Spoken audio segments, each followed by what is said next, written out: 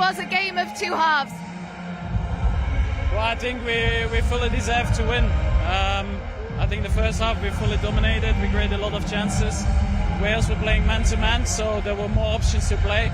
I think the second half we started badly with getting the 2-1 against.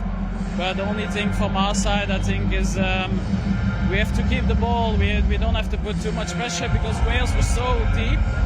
You have to wait to the right moment. So I think that was the only thing that I felt could have done better. But I never had the feeling that Wales were going to press us. So it's a good way to understand how both systems work against us.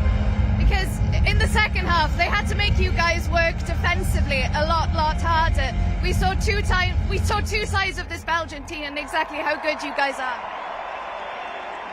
Well, I saw a different game. I saw 2 chances from Wales, so I don't know what other chances people saw, but okay, it is what it is. And a bit of VAR drama at the end, Kevin. We love a bit of VAR drama. Well, I was already running to the corner, but then even you see the rules are so stupid because then it's just a normal corner, so people just, I don't know. Kevin, thank you for your time.